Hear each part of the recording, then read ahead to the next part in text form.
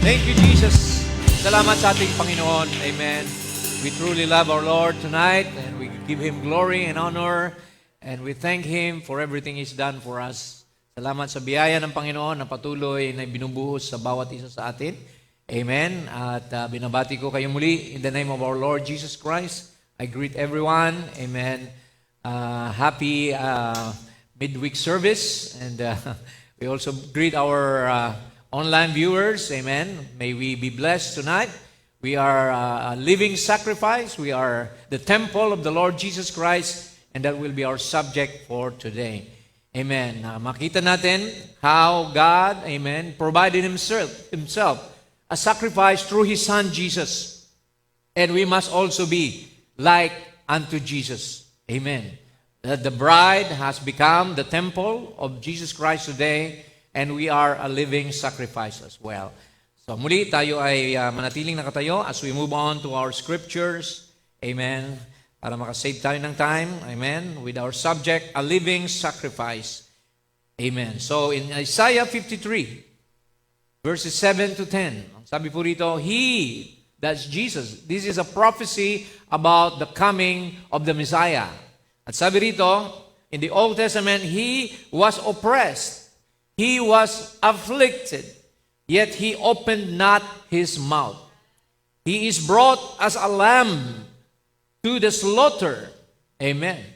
And as a sheep before her shearers is dumb, so He openeth not His mouth. Isn't this a fulfillment of Jesus' ministry?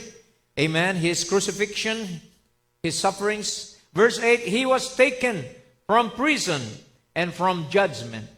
And who shall declare His generation? For He was cut off out of the land of the living. For the transgressions of my people was He stricken. Dahil sa kalikuan ng aking bayan, Siya ay sinaktan. And He made His grave with the wicked. And with the rich is His death, because He had done no violence, neither was any deceit in His mouth. Yet it pleased the Lord, capital L-O-R-D. Amen. Ito ay nakalulugod sa Diyos na saktan Siya. It pleased the Lord to bruise Him. He had put Him to grief. When thou shalt make His soul an offering for sin, He shall see His seed, He shall prolong His days, and the pleasure of the Lord shall prosper in His hand. And so, we greet you all once again. Hindi tayo nagsasawa. Amen. Na magtipon, makinig ng kanyang salita. Because this is our enjoyment. Amen. Ito ang ating, amen, kagalakan nandito sa Word. There's no higher investment in this Word that you can put in is into Christ. Amen. Kay Kristo tayo, mga kapatid. So, let's go back to our scripture because I believe, amen, Jesus, our Lord, the fulfillment of Isaiah chapter 53 was spoken by Apostle Paul. He explained it in the book of Hebrews in the New Testament. Amen. We know that Jesus was prophesied, amen, as the Messiah to take away the sins of the world. Blessed is He that cometh in the name of the Lord. Sabi ng Biblia, amen, the one that will take away our sins. Hebrews 10, sabi dito ni Apostol Pablo, but this man, sino tong man na to? That's our Lord Jesus. After He had offered one sacrifice for sins forever. The only one sacrifice. No more sacrifices accepted. Amen. Only the blood of Jesus is accepted by God. Forever sat down on the right hand of God, and from henceforth expecting till His enemies be made His footstool. So lahat ng kaaway, lahat ng gawa na lalang ng diablo, amen, ay ginapi na ng Panginoon sa krus ng Kalbaryo. He has already defeated the devil at the cross of Calvary. Everything that Adam lost, amen, Jesus, amen, returned or restored back to us. Lahat ng nawala sa mga tao, ginampanan na ni Jesus Christ. How? For by one offering, He hath perfected forever them that are sanctified. So tayo'y sinasakdal ng dugo ng Panginoon. Every day in our lives, we are, sabi nga, from glory to glory, He's changing me. Amen. The blood of Jesus Christ still in effect today in the form of the token of the Holy Spirit. The chemistry of the blood has become the life, amen, of God in us. And that's through the Holy Spirit. So sabi rito, sinakdal niya lahat ng mga pinaging banal, whereof the Holy Ghost also is a witness to us. So that's the Holy Ghost, ang Diyos na nandyan sa iyo. You become the temple of the Holy Spirit, and you are now a living sacrifice for God. Amen. See, sabi rito, for after that he had said before, this is the covenant. Magkakaroon ng isang agreement, covenant, that I will make with them after those days, said the Lord. I will put my laws. Ilalagay ko ang aking mga batas at palatuntunan sa kanilang mga puso. And in their minds will I write them. Ang mga kautusan ng Diyos isusulat pala sa ating kaisipan at sa ating mga puso, and their sins and iniquities will I remember no more. Praise the Lord. We were born sinners, amen. For the wages of sin is death, amen. But that death, amen, was paid for by our Lord Jesus Christ. That's why, amen, the gift of God is eternal life through His Son, Jesus Christ. Amen. Palakpakan natin ang Panginoon. Hallelujah. Jesus was a living sacrifice. Amen. For the blood of goats and bulls could not remit sin, could not annihilate sin. The blood of animals only covered sin. Amen. But Jesus, the Lamb of God Himself, came down at yung kanyang dugo na ibinuhos sa Kalbaryo, once and for all, sabi rito, for one offering, He has already perfected them that are sanctified. So lahat tayo mga kapatid ay malaya na, tinubos na ng Panginoon sa pamamagitan ng kanyang dugo sa krus. Amen. Dahil walang ibang manunubos liban sa Diyos. And Jesus is God Himself manifested in the flesh. For without the shedding of blood, there is no remission of sin. So kinakailangan magbuhos ng dugo ang Diyos. So, amen, He could not do it as a spirit because a spirit has no blood. So He has to come down in a form of a human being. 1 Timothy 3:16, sabi roon, without controversy, great is the mystery of godliness, for God was manifest in the flesh. Now, that's our living sacrifice, Jesus Himself. Anong sabi ni Brother Branham dito sa perfection about this self-sufficient sacrifice or all-sufficient? Sabi niya rito, for by that all-sufficient sacrifice, He has sanctified us. Amen. Nilinis tayo. Sanctification means cleansing and setting aside for service. One Spirit, we are all baptized into one body. So if you're a Christian, amen, we are one body in Christ. We're one family. We belong to one kingdom. Amen. We're not divided. Amen. There's only one faith, one Lord, and one baptism. See? Now, there is no condemnation. Wala nang paghatol pa sa'yo at sa akin na kay Kristo Jesus.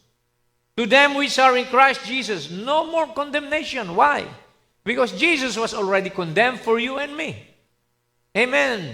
Hindi na kailangang may mamatay pa uli para sa ating kasalanan. Ginawa na rin ni Lord Jesus Christ. Once and for all, He has offered one sacrifice. So to them that walk not after the flesh, but after the Spirit. Sabi ni Prophet, if you're trying to walk by the Spirit and still lusting for the flesh, that sacrifice has not been sufficiently applied to you. So kung ikaw ay Kristiyano, pero ikaw ay namumuhay pa rin na makasanlibutan, sabi rito, hindi mo pa natanggap. Hindi pa na-i-apply sa iyo ang sacrifice na ito, ang atonement na ito. But the worshiper once purged has no more desire of sin. Ang tunay na binago na born again na sanctify na justifies, ay wala na siyang desire o kagustuhan pa na magkasala. Amen. Wala na siyang kagustuhan pa na lumayo o tumalikod sa salita ng Diyos. That's the fruit of the Holy Spirit. Amen. Malalaman mo sila sa pamamagitan ng kanilang buhay. Diba? By their works, by their fruits, you shall know them. So when the sacrifice has been applied to you, you walk for God. Amen. You don't walk for the world anymore. You don't walk for just to be seen. Amen? But you walk according to what the Spirit dictates to you. Amen. Yan ang sinasabi rito mga kapatid. Makikita sa isang Kristiyanong totoo ang application ng sacrifice na ito. Amen. Kaya nga sabi dito ng prophet, on that day of Calvary, the first thing I want to say is Jesus never lived for Himself. His life was spent for others. That's perfectly eternal life.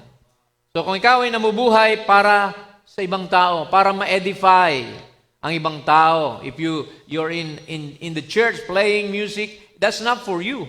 That's for the people. Amen. Na sila ay magkaroon ng atmosphere of worship, na makondisyon ang atmosphere para bumaba ang Holy Spirit. So we are doing this not for ourselves. Preachers don't preach to become popular. True preachers, they want to preach because for soul winning. Amen. Para yung kaluluwa ng tao ay maligtas, matubos, mga kapatid. See, sabi pa niya rito, when you say you go to church and you do good things, that's fine. But when you live your life to yourself, you haven't eternal life. So kung nabubuhay ka lang para sa iyong sarili, wala ka pang buhay na walang hanggan. Eternal life is living for others. Bakit tayo nagbimisyon? Bakit tayo nagkukrusada? Bakit tayo gumagawa ng mga tracts? Bakit tayo gumagawa ng mga pamphlets? Amen. Para sa ibang tao, para makarating sa kanila ang ebanghelyo, ang mensahe sa huling kapanahunan. Amen. So, that's what triggers us. Yan ang tumutulak sa tunay na Kristiyano. You don't serve the Lord because of your own self lang. Hindi tayo para sa buhay lang natin, ginagawa natin to. Dahil kung para sa atin lang, mapapagod tayo. Di ba? See, manghihina tayo. We are weak in the flesh, but we're not, amen, doing it for ourselves. We're strong because it's the Lord doing it, amen, through your body, through your soul. Amen. Ang Panginoon ang gumagamit sa iyo at sa akin, kaya we are living not for ourselves anymore, but we live for others. That's eternal life. Sabi ng prophet, it proved it when it come in the Lamb of God. He lived and had eternal life because He did not live for Himself. He lived for others. That's the key to Christianity. Amen? Kaya nga, sabi kanina, kung meron kang kaaway, makipagbati ka dahil you're not living for yourself alone. You're living for others. Amen. See? He lived for others and you receive eternal life by receiving that day, and you don't live for yourself no more, you live for others. So just like Jesus lived for others, tayo rin, amen, we become the extended, amen, vessel of God. Amen. Christ in the bride, fulfilling His works in the last days. See, the works, sabi ni Jesus, the works that I do, you shall do also. Even greater works you shall do because I go to my Father. So yan po mga kapatid. Amen. So mula kay Jesus as a living sacrifice, crucified at Calvary. Amen. Tayo naman ngayon. Amen. Anong sabi rito mga kapatid? Sa Romans 12:1 and 2. Nababasa natin ito madalas. Amen. Offer your body as a living sacrifice. I beseech you therefore, sabi ni Pablo, by the mercies of God, that you present your bodies a living sacrifice. Holy, may kabanalan. See? Hindi na basta-basta kayo magsusuot ng mga mahahalay na damit, mga sisters, mga brothers. You don't live, amen, like a drunkard or, somebody who's in the world. But you must be holy, acceptable unto God, which is your reasonable service. A sacrifice has to please the Lord. And without faith, it is impossible to please God. So, kailangan makita yung faith sa atin. Amen. Makita sa atin yung faith ni Lord. Kung paano He believes His Word, we must believe His Word also. Amen. Dahil hindi na natin to faith, sabi nga ni Pablo, I live by the faith of the Son of God. Amen. The life that I live, sabi niya, amen, I live by the faith of the Son of God. It is not I that live it, but it is Christ living in me. So, nasa iyo na si Kristo, so pinagpapatuloy natin yung ministry ni Jesus. You are important in the body of Christ. Amen. Hindi ka lang isang taong naligtas, kundi ikaw ngayon, through you, marami din ang maliligtas. Because all that the Father has, He poured into Jesus. And all that Jesus has, He poured into the bride. Yan ang sabi ni Brother Branham. So yung power na kay Jesus, nasa atin na rin. Behold, I give you authority, sabi niya. Amen. To trample upon serpents. See, sabi niya, I give you power to cast out devils, to lay hands on the sick, and they shall recover. So we are now the extension of Jesus Christ. We are, amen, we are now His temple. And be not conformed. So in order for you to be a living sacrifice, hindi tayo sasang-ayon sa takbo ng mundo. Be not conformed to this world, but be ye transformed. Mag-iba tayo ng pag-iisip. Transformed by the renewing of your mind, that you may prove that what is good, acceptable, and perfect will of God. So yan pala ang tunay na mga binago ng Diyos. Amen. Ang ating pananaw, ang ating goal ay makasunod sa kanyang kalooban. Amen. To obey the word of God through our physical body. Dahil alam natin, sabi ng prophet, sacrifice your life for Christ. So, hindi basta-basta madali ang sakripisyo. Amen. Merong suffering. Merong, kumbaga, rejection. Because our master was rejected, how much more the servants? There's no servant that is greater than his master. Sabi ng Bible. So, sabi ni Brother Branham, don't look for the applaud of the world.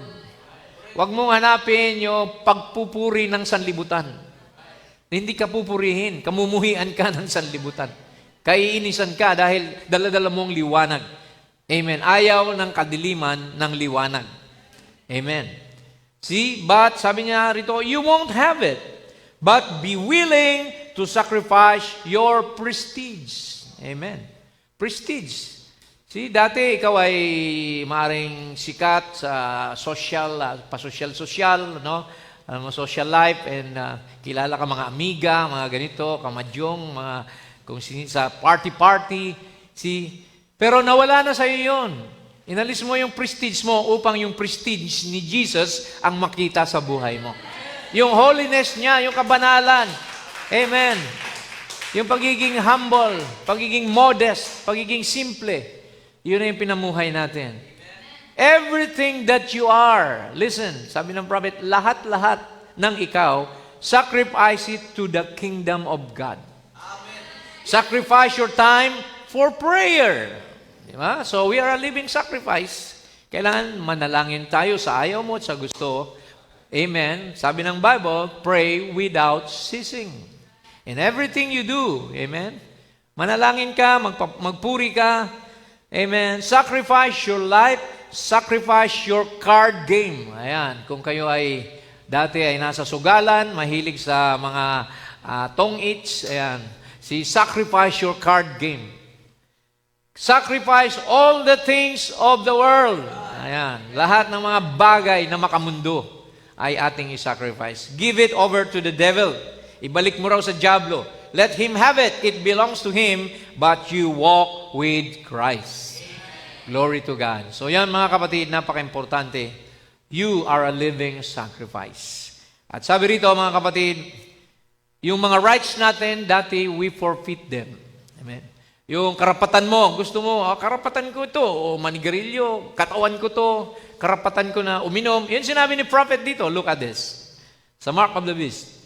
But remember, if you're a lamb, you've got a right to it, but you forfeit your rights for Christ. I got a right to get drunk tonight. Sabi niya, may karapatan akong maglasing ngayong gabi. Because I'm an American citizen. There's a freedom of choice. See? I got a right to smoke cigarettes. I'm an American citizen. You have to, but we forfeit our rights. Amen. Sinasantabi natin, isinusuko natin yung karapatang yan.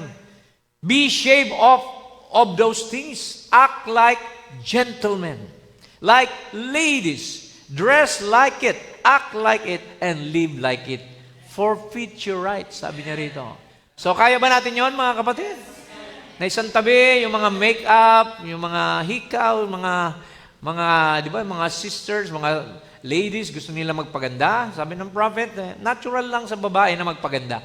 Pero wag naman kayo magmukha nga parang Christmas tree o pinturado na, sabi niya, like a barn painted. So, be modest, be simple, because simplicity is beauty. Real beauty is your character, sabi ng prophet. Hindi yung kung anong mga suot mong halahas o ano pa man yan. Sabi niya rito, forfeit those rights. The door, inside the door. If you're a real Christian, a real Lamb of God, you're willing to forfeit your American rights to be a Christian or your Filipino rights. Because your nature has changed. Nagbago na ang ating kalikasan. God is in the heart. Fully, Lord is in control. See? Siya nang may control sa atin. So kung ano yung kabanalan ni Kristo, yun din ang magmamanifest sa buhay mo. Amen? So yan po ang sabi ng prophet dito. So how do we become a living sacrifice? Hindi lamang sa ating body, kundi body, soul, and spirit. Yan po ang kailangan gawin natin. Jesus knew the cost of sacrifice. Alam ni Lord kung paano talaga magsakripisyo. Remember, He was crowned with thorns. Amen? He carried a heavy cross, mga kapatid. He was whipped. Di ba? He was shamed. Anong ginawa sa kanya? He was, dinuraan siya, mga kapatid. Spit upon. See? So, that was the cost of His sacrifice to save His own people, to save His children. Pero tayo, how do we sacrifice ourselves? First, sabi ni Lord, a man's foe shall be they of his own household. Ang magiging kaaway mo, yung mga sarili mong kasambahay, kapamilya, di ba, na hindi believers. Di ba? Anong gagawin sa inyo? Persecute kayo. Sabihin kayo, mga old-fashioned kayo, mga losyang na kayo, mga ang babata nyo pa, mga ang haba ng palda nyo, ang haba ng buhok nyo, mga kamag-anak, they want to, throw some, criticism upon us. Kaya sabi ni Lord, ang magmahal sa ama at ina nang higit sa akin, hindi karapat dapat sa akin. He that loveth mother or father more than me is not worthy of me. So you have to sacrifice even your parents just to obey the Lord if they are unbelievers. He that loveth son or daughter, yung anak mo ayaw sumunod, yung anak mong lalaki, babae, if you love them more than Jesus, you are not worthy to be His disciples. So kaya hanggang doon mga kapatid, bottom line talagang si Lord lang ang una sa buhay natin. In order to be a living sacrifice, put God first. Siya ang una sa lahat. And He that taketh not His cross. Ano ba yung cross natin? Our trials. Mga pagsubok sa buhay. Siya na hindi kayang buhatin ang kanyang pagsubok at sumunod sa akin ay hindi karapat-dapat sa akin. He that taketh not His cross and followeth after me is not worthy of me. So huwag tayong magreklamo. We don't have to murmur, complain. Iwasan natin yon, mga kapatid. Ganito lang ang sahod ko. Bakit, Lord? Ganito, believer na ako. Yung iba, mga unbeliever, sila pa yung mayayaman, sila pa yung ganito. So don't compare yourself to others. Kasi, amen, you are a servant. You are a sacrificial lamb. Amen. To God. See? He that findeth his life shall lose it. Kung hahanapin mo yung sarili mong buhay sa mundong ito, sabi na, this is life. See, that's not life. That's hell. Maglalasing ka, magdodroga ka. That's not life. Kaya sabi ni Lord, if you find your own life, you will lose it. But he that loseth his life for my sake shall find it. Amen. Para sa Panginoon, gawin mo na siya ang una sa lahat. Lahat ng ginagawa mo para sa Panginoon. And everything you do, in word or in deed, must be for the Lord. In His name. Amen. So punta tayo sa body, soul, and spirit. Amen. Madalas natin nababasa to. Amen. Sabi rito, as a living sacrifice, God will preserve your soul, body, and spirit blameless. Yan ang prayer ni Paul. I pray, God, your whole spirit, soul, and body be preserved blameless unto the coming of Christ, of our Lord Jesus Christ, and faithful is He that calleth you, who also will do it. Ayan. Gagawin niya. Kapag inumpisan ka niya, tatapusin niya ang inumpisan sa iyo. Pero kung ikaw lang ang nagumpisa, hindi ka makakatapos. It has to be Christ. See, no man can come to me, sabi niya, except the Father draws him to me. And all that the Father has given to me will come to me, and none of them will be lost. So kaya kailangan tinawag ka. Diba? Calling and election. Make your calling and election sure, for if you do these things, you shall never fall. So spirit, soul, and body, hindi lamang body, kundi soul. Amen? Isa-sanctify, pati yung spirit natin. Glory to God. So may mga bakit lang tayo ditong i-discuss na kailangan nating i-sacrifice para makasunod tayo ng buo sa Panginoon. This is about 8 or 9 or something.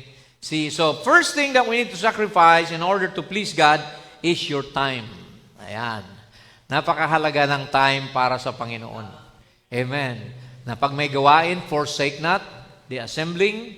Amen. Don't be late in services. Amen. So time is very important. If you can give time to other things, how much more to God, to prayer, to fellowship, to praise and worship the Lord. See, time to devote yourself, amen, to God, read, sing, amen. Anong sabi rito sa Romans 13:11? Knowing that the time, that it is now high time to awake out of sleep. Panahon na para gumising sa pagkakatulog. For now is our salvation nearer when we believe than when we believe. The night is far spent. Amen. Matagal nang lumipas ang hating gabi at parating na ang araw. The day is at hand. Let us therefore cast off the works of darkness and let us put on the armor of light. So ito na ang panahon na tayo ay manindigan. Ibigay mo ang oras mo sa Diyos at ikaw ay magsuot ng baluti. Amen. The full armor of God which we had discussed last time. Amen. And sabi rito, let us walk honestly. Lumakad tayo ng may katapatan as in the day, not in rioting. Huwag na nga yung mga kaguluhan and drunkenness, mga paglalasing, not in chambering and wantonness, mga bagay-bagay na mga makasanlibutan, pagliliwaliw.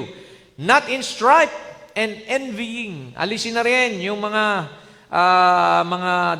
disagreements and pagsiselos o pagkainggit.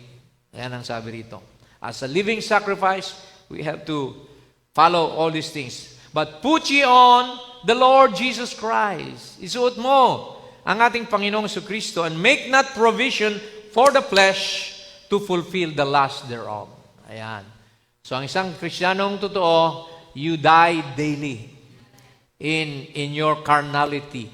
Yung mga bisyo natin, ganyan, mamaya, kailangan i-sacrifice mo rin yan. Pangalawa, amen, talent.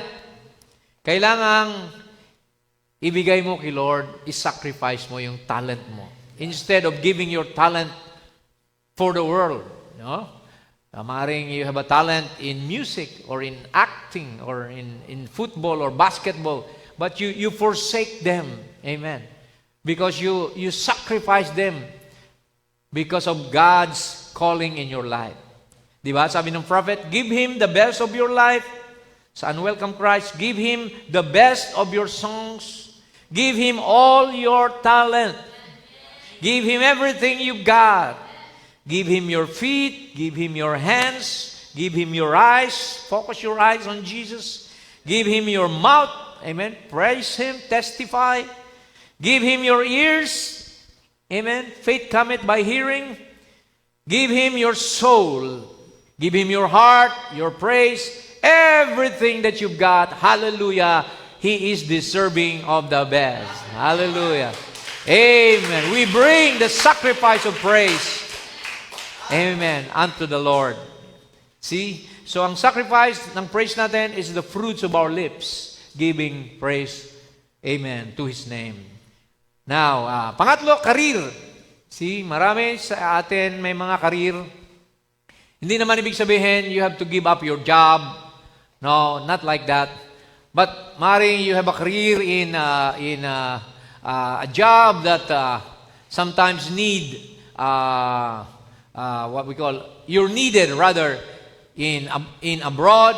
Maring ikaw may skill and you want to go to Saudi Arabia, but there's no church there, no? So makikita nyo, so you try to sacrifice your career, naghahanap ka na lang ng trabaho dito sa local, sa country. So, dahil sabi sa Philippians, whatever things were gained to me, those I counted loss for Christ. Ano mang pakinabang ko, sabi ni Pablo, ay tinuturing kong kawalan ko kay Kristo. Remember, Paul was Saul before. He was one of the highest, well-known Pharisees. But he sacrificed all his knowledge, all his wisdom that he learned from the Pharisees.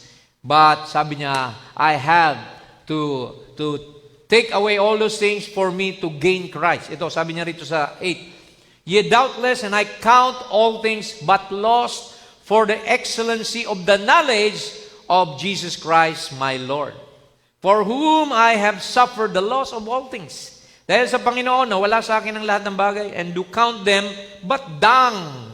Subalit itinuring ko yon na mga, ano bang tae? Tae ng kalabaw yan, dung. Tae ng baka, dung. Amen. That I may win Christ. Para, amen, makamtan ko si Kristo, kailangan itakwil ko lahat ng mga nalaman ko sa sarili kong haka-haka, opinyon at pag-aaral. Di ba? Ganun din tayo. Marami tayong alam noon. Some of you were trained in the Adventists or in the Mormons. Some of you probably are Catholics, Iglesia. So lahat ng pinag-aralan mo doon, kailangan itapon mo para fresh na fresh ang mensahe na dumating sa buhay mo. Because the message is Christ Himself in the last days. Amen. Brother Branham is the messenger, but the message is Jesus Christ Himself. Amen. Glory to God. Amen. What else? Ayan. Pang-apat, vices. Maring before you had vices, you have gone through drugs or womanizing. Amen. Meron kang mga vices, gambling, etc., etc. Sabi ng prophet dito, let me warn you this morning, church, be careful. It takes time today in our self-righteous, self-sufficient generation of hypocrisy that we're living in, and an hour that when men and women stand in the churches, in the pews, and sing the anthems of God, and walk out of the church and smoke cigarettes, and drink whiskey, and go to dances, and live for the world, and tell dirty, smutty jokes, and yet call themselves Christians. So, ganyan daw ang panahon natin ngayon. Forms of godliness, but denying the power thereof. See, mag-ingat daw tayo sa mga ganong gawain. Na tayo kumakanta sa church, tayo nagpapatotoo. See, pero paglabas natin, ano ang ginagawa natin? Amen. Sabi dito, maging totoo tayo. Sabi ng prophet dito, exposition of the 7 church ages. People say they love God, they go to church, they even shout and rejoice and sing and have a great emotional time in the church. But when it is all over, pag tapos na, watch and see if they are in that word. Walking in it, living in it. If they go through all the other dancing and shouting and praising, and then don't walk in that word, oh, they can say they love God, but their lives tell another story. So, di ba? Actions speak louder than words. Kaya, amen, I believe na pag ikaw ay naging tunay na Kristiyano na aalisin ni Lord lahat yan. Amen. everything that you have in your life that's dirty, smutty, the Holy Spirit will burn it out, amen, and take it away. Alam na natin, mga patutuo, si Brad Israel, di ba? Dati 3 red horse, 2, 1, hanggang na wala na, di ba? So, it takes time, but God, amen, is doing His molding. Amen. Lahat tayo tinatabas, unti-unti, hanggang makarating tayo sa perfection. Amen. Praise God. Now, panglima, fashion. Ayan, lalo na mga kababaihan, mahilig kayo sa mga bagong mga uso. Mga damit, see, Hollywood, Vogue magazine, and all those, mga bagong mga labas ngayon na pauso sa damit. Sabi rito, love not the world. 1 John 2:15, 16. Neither the things that are in the world.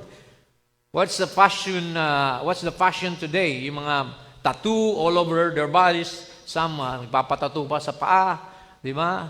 Yung iba sa dibdib para makita yung dibdib, yung iba sa likod.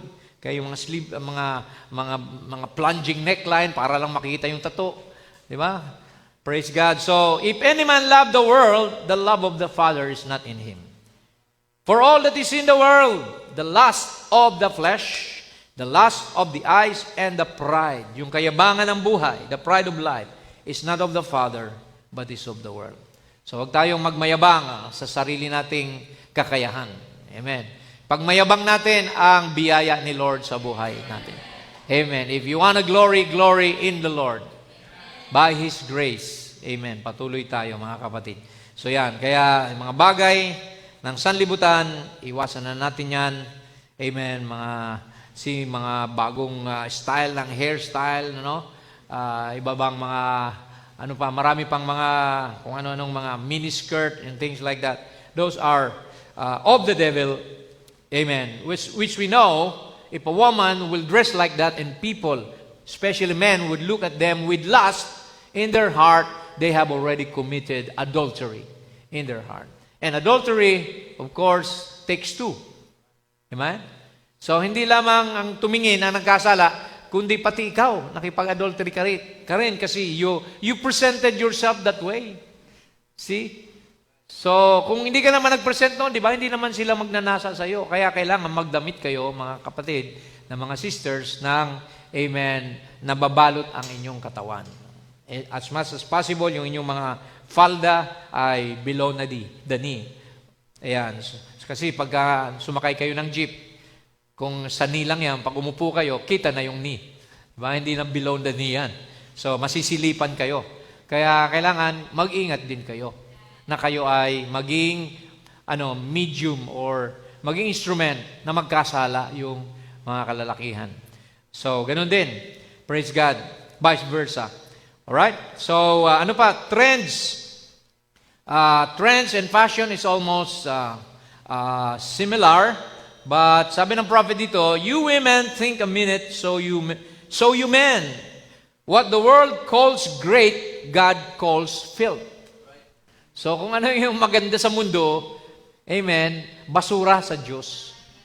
Di ba? So yan ang sabi ng Biblia. The foolishness of God, or rather, the wisdom of God is foolishness unto the unbeliever. And the wisdom of man is foolishness unto God. Baliktad, mga kapatid. So kaya dito pa rin tayo kumuha ng uso. Kung ano yung uso sa Bible, yun ang sundin mo. Hindi tayo nawawala sa uso. Dahil ang uso talaga, yung mga nandun sa mga tagalangit, yun ang uso, yung mga suot ninyo, mga sisters, long hair, long dresses, and brothers, short hair, at tayo ay talagang disente, tingnan. And sabi niya rito, don't the Bible say it's an abomination for a woman to wear a garment pertaining to a man? That's Deuteronomy 22:5. So ang babae daw ay karumaldumal sa mata ng Diyos kapag nagsuot ka ng kasuotang panlalaki. That's the pants, the slacks, And you think you're smart in doing it. See, you're just displaying female flesh for the devil, and that's all. So yung pantalon, mga kapatid, kitang-kita na ang shape ng katawan ng babae doon. Di ba? So as much as possible, hindi nakikita yung shape nyo. Kaya huwag kayong magsuot ng mga fit na fit, mga kapatid. Hapit na hapit, kumbaga. Kasi, makikita yung shape, yung pa lang ay pwede nang mag-attract, mga kapatid, sa mga unbelieving men. So, kaya, huwag kayong gumaya sa mga usong mga damit, o ano pa man yan. Amen. And pampito, bad company. Ayan. Mga kasama na unbeliever. Mag-ingat kayo. Sacrifice. Don't join them in their vices, in their yung mga kanilang mga gimmick na tinatawag. See? The Bible said, be not unequally yoked with unbelievers. For there's no fellowship between light and darkness, between the temple of God and Belial. Amen. So sabi ng Bible, dito sa 1 Corinthians 5:11, daanan lang natin, Paul said, but now I have written unto you not to keep company. Pag sinabing keep company, sama-sama. Amen. If any man that is called a brother, but be a fornicator. Ayan. So yung mga kapatid na fornicator, nagli-live-in, nang hindi kasal, or covetous. Ayan, yung mga sabi rito, tao na sakim o mahilig sa pag-aari ng ibang tao, covetous, hindi naman kanya kinukuha, or an idolater. Yung idol ngayon, hindi lang yung ribulto. We know idolatry is putting something, amen, in between God and you, na hindi ka na makapaglingkod sa Diyos dahil mayroong humaharang. Amen. That could be your job, your house, your career. So, anything that you put before God is an idol. Or a railer. What is a railer? Basagulero. A drunkard, lasinggero, or an extortioner. Ayon, yung mahilig sa mga suhol. With such a one, know not to eat. Kahit pala makikain ka. See? Hindi tayo pwedeng mag-partake. Kaya, iwasan. Amen. Sacrifice friends that will bring you to what? To sinful activities. Amen. Maghanap kayo ng friends na believer. Mga friends na dadalhin kayo sa church.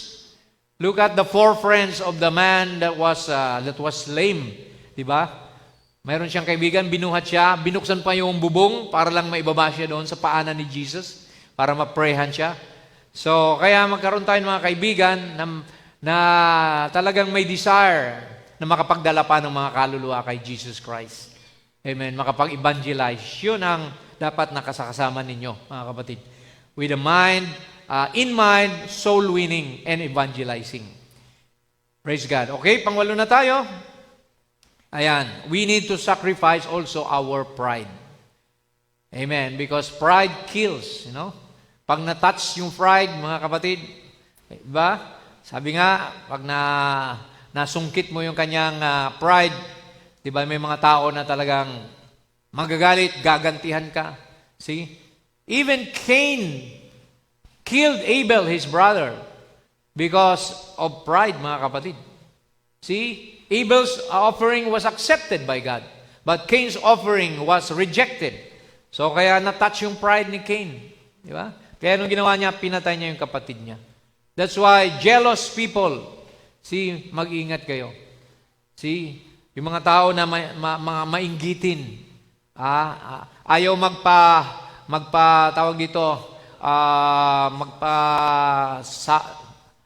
magpasapaw, sa ibang tao.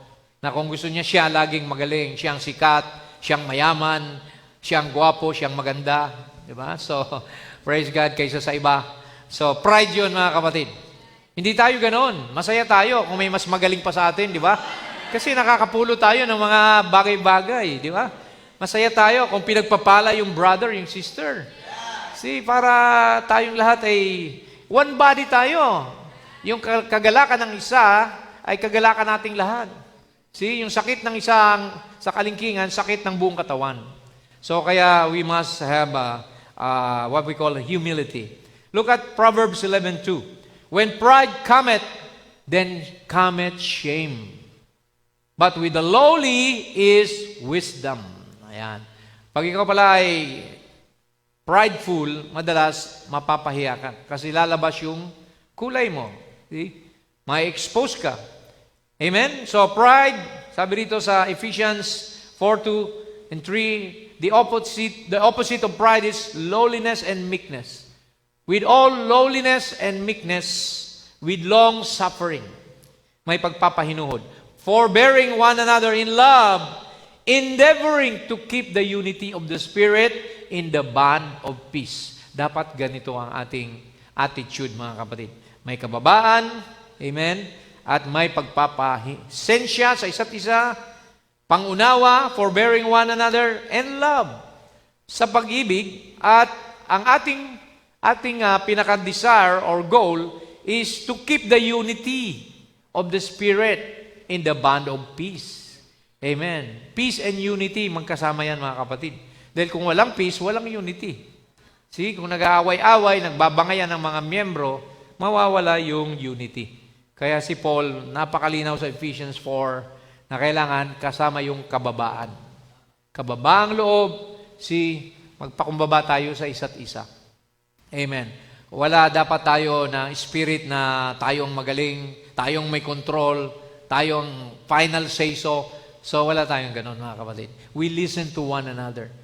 We listen to each other's suggestion. You have a voice in the church. See, you have one vote in the church. Kapag may election, yung pastor, isang vote lang. So, ganun po yun, mga kapatid. Kaya, praise God, itong 8 ito, I believe. Okay, 8 lang. See, final admonition na tayo. Praise God. Anong sabi sa Hebrews 13:15?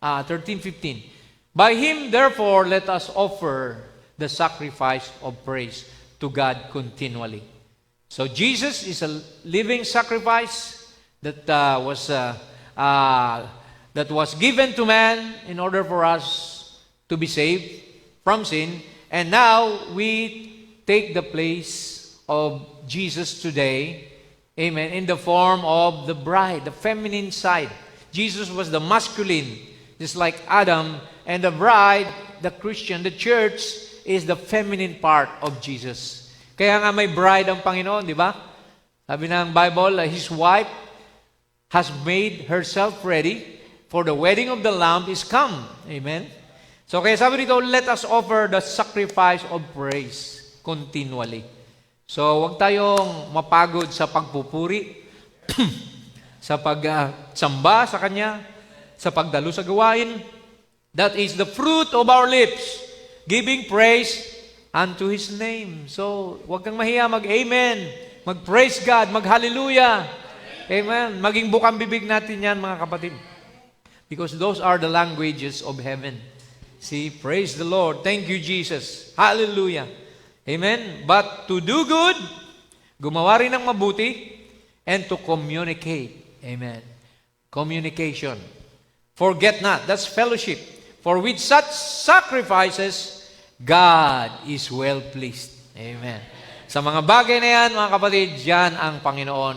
Amen. Masisiyahan, diyan siya malulugod kung tayo ay, amen, magsasacrifice ng ating mga sarili at ng ating mga papuri sa Kanya at magsama-sama na magmahalan at magmalasakitan para may sulong at may pagpatuloy ang kaharian ng Diyos dito sa lupa. Amen. So do you love the Lord this evening? Amen. I believe, amen, we are a living sacrifice and we must remain that. Amen. Praise God. Tumayo tayo at awitin natin yung awitin na yan. We bring the sacrifice of praise into the house of the Lord. Glory to God. Amen. Isipin mo na ikaw ay servant, you know. You are a priesthood to God. The Bible said, amen, we are the royal priesthood. Amen. We are the chosen generation. Amen. Kaya mga kapatid, panindigan natin yan. Amen. Pakita natin sa Diyos na kaya natin i-sacrifice anumang bagay para masunod siya sa ating buhay. He is our priority. Hallelujah. Let's sing this song. We bring the sacrifice of praise. We bring the sacrifice of praise into the house of the Lord.